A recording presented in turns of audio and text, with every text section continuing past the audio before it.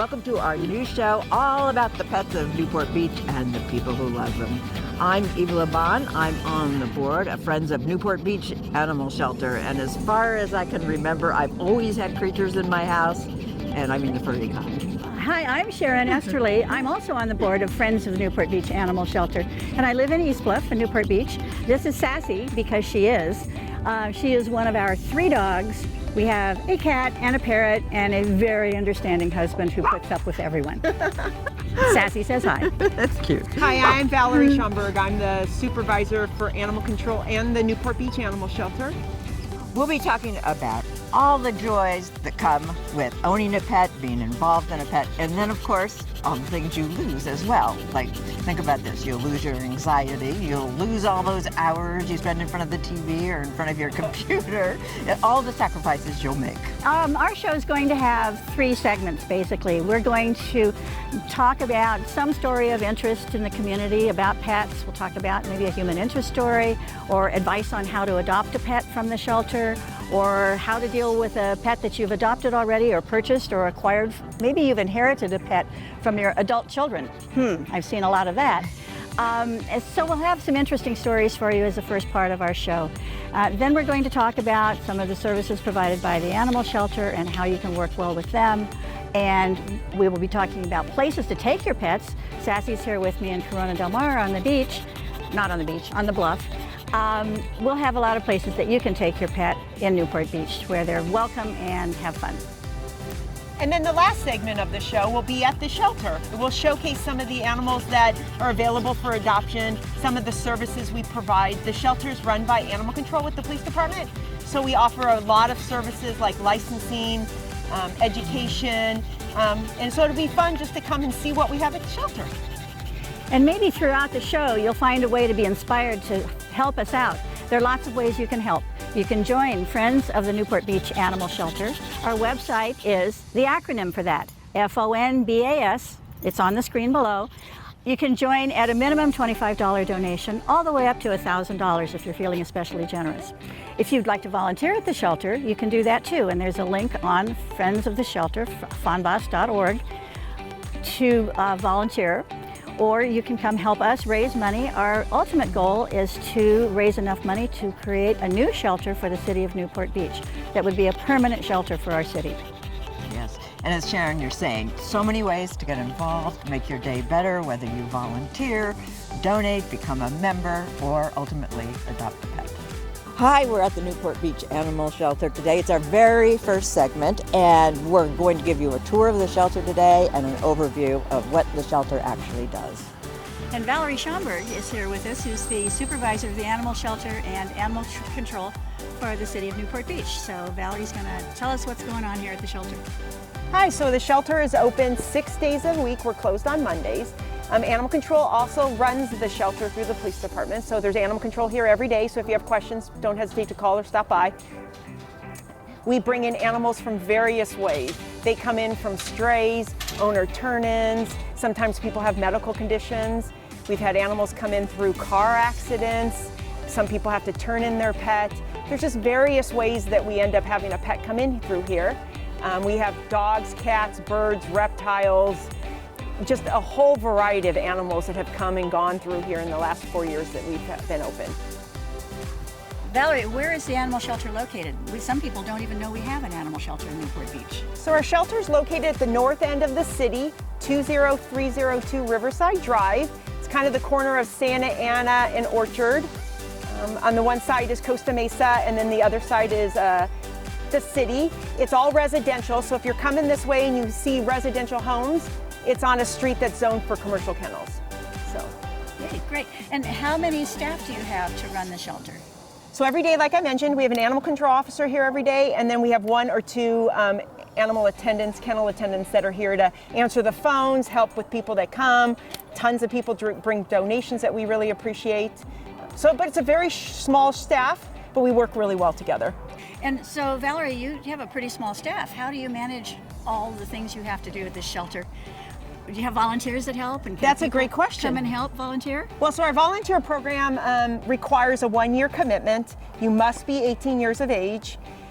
One day a week we ask that you could come either walk dogs, take care of the cats. They come at 8:30 in the morning. They stay till about 10:30, 11, depending on what's going on every day. So that's how in the morning we get a lot of the work done with some of our volunteers that show up, very dedicated group. Oh, that's great.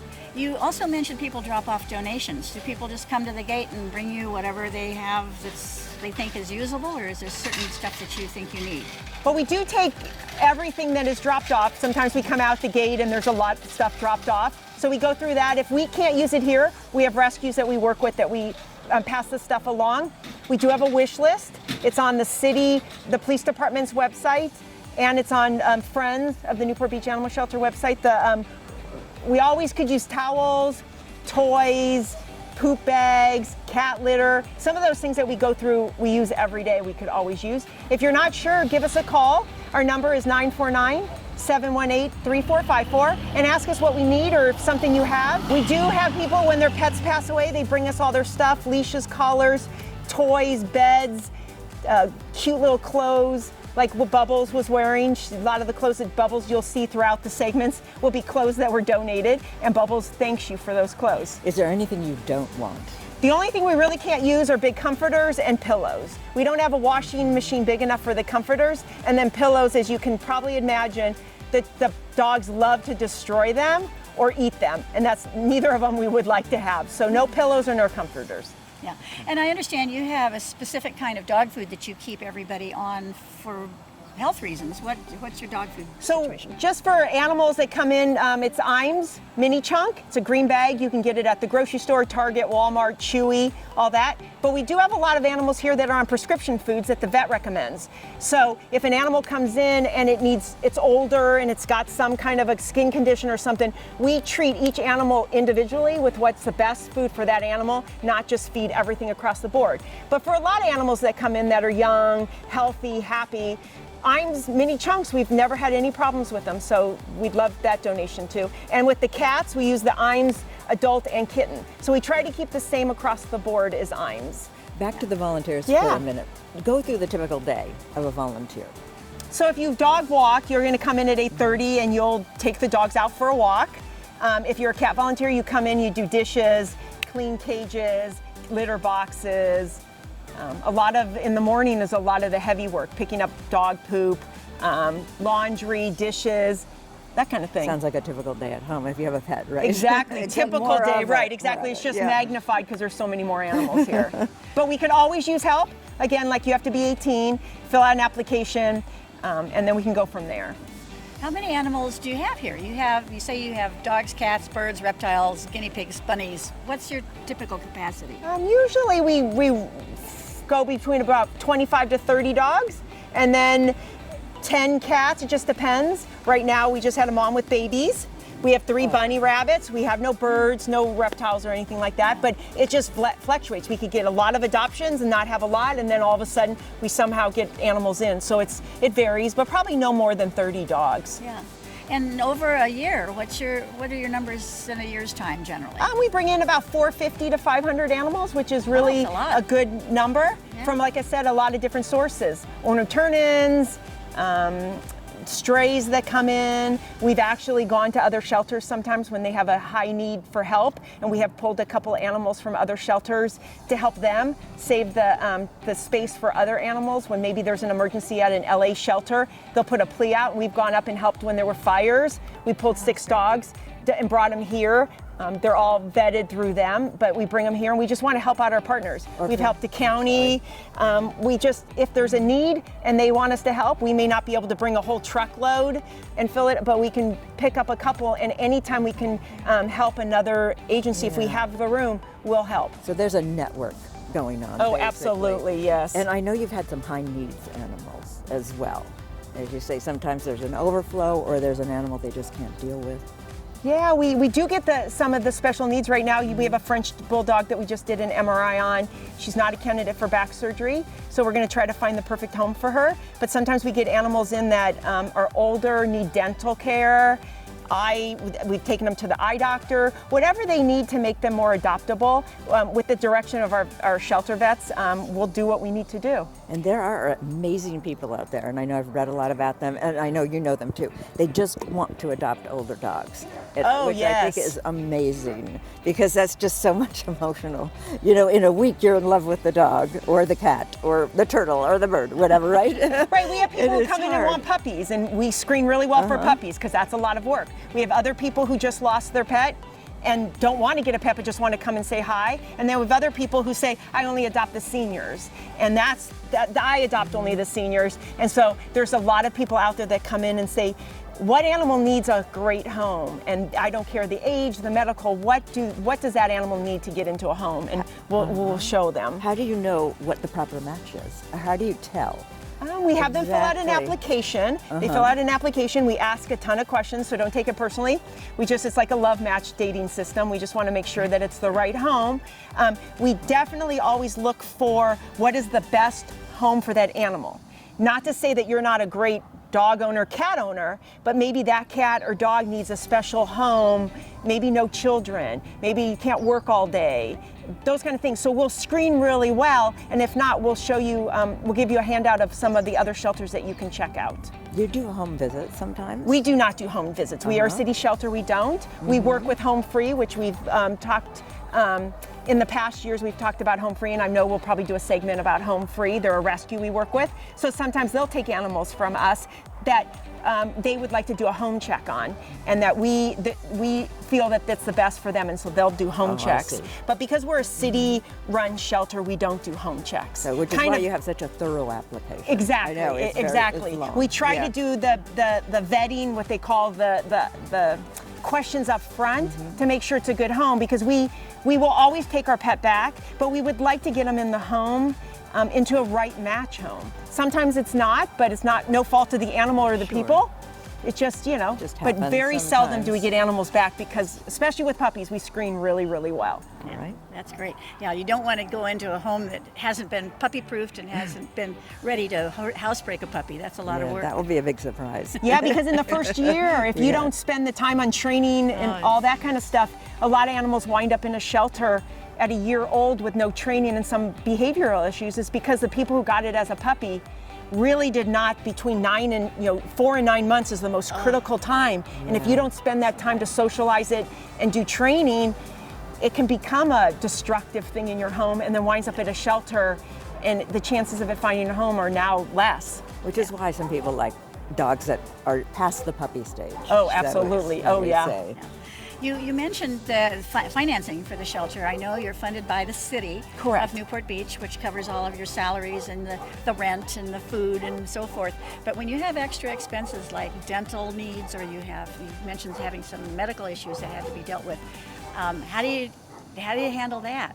Yeah, so the city pays for, like Sharon said, the salaries, the lease on this property that we're at. The city provides all basic medical care, vaccines, microchips, all spay and neuters, some blood work on animals. But beyond that, we have Friends of the Newport Beach Animal Shelter, which they're on the board. And so they'll raise money, and I'll go to them and say, we have a need of an animal like Lola, the French Bulldog. She needs to go to a neurologist.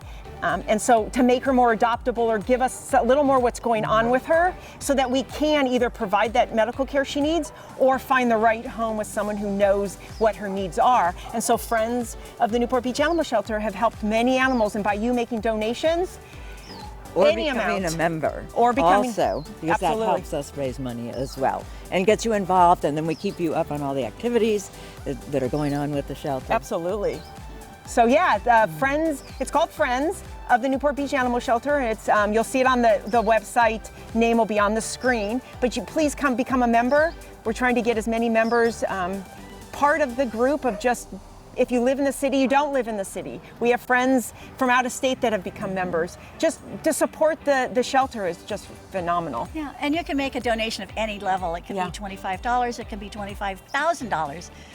Whatever your financial ability is and how much you'd like to help us. So we appreciate every donation that comes in. and love every member that joins us. So Valerie, I know you and your animal control officers are out patrolling all the time and looking for strays, and sometimes people find an animal on the street and they think, oh, what a cute little dog, I think I'll keep it until I can find the owner. Is that a smart thing to do, or is there a better option for people who find a stray? I mean, the best option is to give it to animal control. Call the police department, have us pick up the pet. Because the first place that people are going to call is the shelter and the police department, hoping that you have their pet. We will microchip it.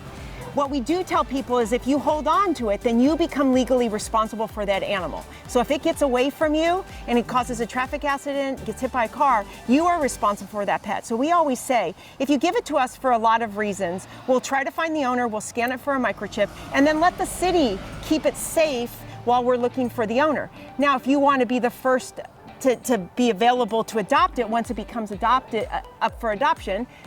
We hold them 5 days if there's no ID. If there's an ID or microchip, it's 7 days, but you can always show interest, and then you legally adopt that dog. So we always ask, you'll see our shelter small, you'll want to give them to us. It's not a big shelter. We hold on to them, we do our due diligence, we post on social media, we're always on Nextdoor looking. We are on Paw Boost, looking for the owners, because the best thing is to have that animal go back home where people are looking for it. So please do not keep it. First of all, it's not your pet. And with us, with the police department, it's against the law to hold it on someone else's property. So I think what you've really told us dismisses the whole conception that dogs going to the shelter are going to be put down immediately. You certainly don't do that here. The care that you give every single animal that comes in the door gets, I've seen it personally, I've seen all your control officers on the ground hugging and kissing dogs that you've brought in for their own protection. So don't think that just turning that pet over to the shelter means it's instant death. It's not going to happen here. Right, yeah, oh yeah, absolutely. And even though the stray time comes up, if the owner comes in on day 9 because they were out of town and didn't know, the dog hasn't gone up for adoption, because every animal that we put up for adoption has to be cleared through our vet. So that takes time until they become property of the city. Then we make an appointment with the vet, which could be a week. So we have those animals a lot longer than the stray hold period. How long usually? Before it goes up for adoption, it just depends. It's hard to say how long we keep a pet until it goes up for adoption. If it needs to be spayed or neutered, it's when our vet can get it spayed and neutered. So a lot of times we can get them in if they're already spayed and neutered, and it could be a couple weeks. But we are not at all in any rush to make any decision on any animal, and that's what I like. We don't euthanize for time or space. Animals we've had here, we had a dog here for 3 years, because we want the right home. As long as they're doing well here and they're doing well with our volunteers, there's no time or space that puts any kind of pressure on these animals or us. Now, speaking of stray dogs, I know you are not to keep them, bring them, so, you know, the owner is looking for them, can find them right away. Now, I've been in this situation half a dozen times. I see a stray dog. Okay. They will not come to me. When I get close to them, they are growling. I want to keep my eye on them so they don't get lost. So I'm running around the neighborhood with my phone, trying to, getting in touch, trying to keep an eye so they don't get lost in the foliage and the bushes and whatever. It, honestly, it's happened to me so often, and I'm really not sure what to do about it. Obviously, somebody doesn't want to get bitten, but I'm worried about the dog, and no, they're just frightened, That's a great question. I mean, what we ask is if you have the time, please don't chase it, because a lot of times you could chase it right into traffic. Exactly. Keep it into a residential area if you can, or get it off the major streets. If you have the time to kind of keep an eye on it, if you don't chase it, sometimes a dog will sit, maybe on someone's front lawn, could be their own front lawn, or it could be down the street. But if you have the time to kind of wait for us to get there, you can let dispatch know that where the dog's located. But if you try to catch it and you get bit, now we as animal control have to do a bite report, and then the owner, it's a 10-day quarantine. And then, so it's a process. Yeah. So first of all, you don't want to get bit because it hurts. Yeah. And then 2, we have to do a report, and then we have to tell the owner that their dog bit someone. But we do understand that dogs are very frightful, very fearful, of course, and very frightened. And dogs will bite under that circumstances by a strange person grabbing them fast. We've all done it. Yeah, I just don't want to lose sight of them. Right. That was my whole point. I was not like I'm chasing them. It's just I'm trying to keep them in sight so I can say to you, right. Well, the last time I saw, was a block away or whatever before I, managed to lose sight of them. I usually take my dog out as bait. Usually if I walk my dog on a leash quietly near another dog that's loose. Sometimes one day we had 3 stray dogs show up in one day at our house, 3. And they all said, "Hi, we're here to visit." locked them in the backyard, called animal control, or actually I found the owners. Yeah, 'Cause sometimes that'll happen they had before we name get there. tags and I was able to find their Sometimes owners. it's just 2 houses down, Right. you know, or whatever. Right. Yeah. So, No, they wander off. They do. They're like 3-year-olds. Yes, So we tell people. most So they have the definitely. mentality of a 3-year-old. So that's why they need to be on a leash. Now, sometimes I know they're really hard to catch. You know, we know how hard they are. Tell me some stories about how you guys have had to chase for hours and hours. And you had one out in the Back Bay recently that took a Oh, we had while a to German capture. Shepherd. For a couple days, we couldn't catch her. But there was an off-duty Riverside Animal Control officer at night that was able to get her to come to him, and so we were able to get her safely. But we've set traps. We've done food. We brought a dog in heat once to try to get the dog to come to us. That's sneaky, using sex appeal. Yeah, I know. So we will do whatever to keep that dog safe. very We do, individual. as animal control, Yeah. do chemical capture. So we do have the ability to chemical capture, tranquilize the animal if we need to keep it out of the traffic. Keep it from people getting, obviously we don't want people to get hurt. People are going to swerve to avoid an animal. And so we don't want a traffic accident and we don't want the animal hit. So we do have that ability as well, is to use chemical capture.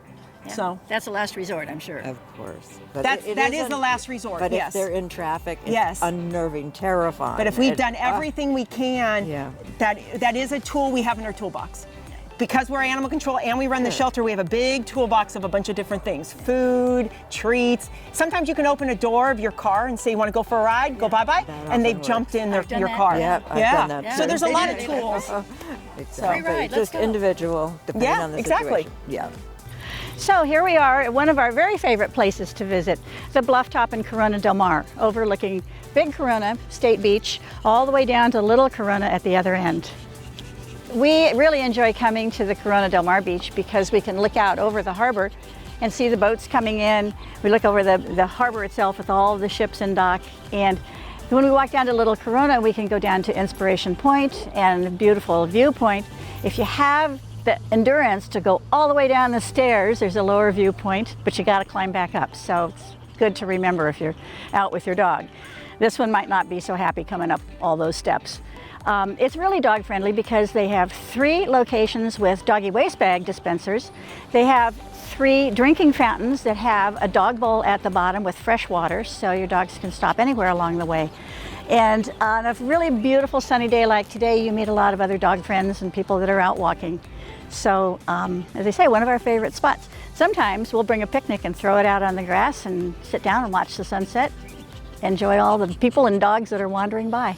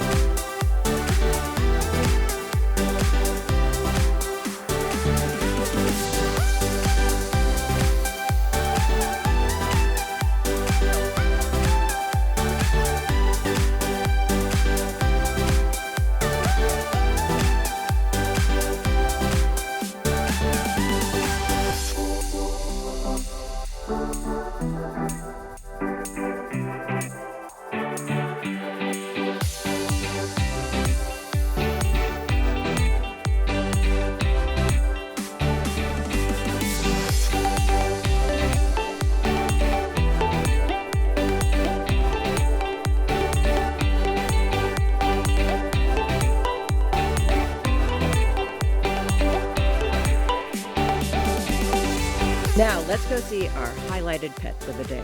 Hi, so every episode we'll be coming to the shelter and we'll showcase an animal or two that need homes or special animals we have here. Sometimes we'll have a mom with some puppies and just kind of include you guys all into what's going on here at the shelter. For the first episode, we wanted to showcase Bubbles. This is Bubbles. She is our shelter mascot. She came in with something which is called CH, cerebellar hypoplasia. So she was born with a neurological condition. It only makes her, when she runs, all her movements are a little more jerky. But other than that, she gets along fine. So we're going to keep her here, and she's going to go on adventures throughout the city. So just check back on our social media and on this show that we're doing. You'll get to see some adventures with Bubbles. So that concludes our segment for today. On behalf of Valerie and Eva and myself, we say thanks for watching. We enjoyed having you here. Hope you enjoyed us.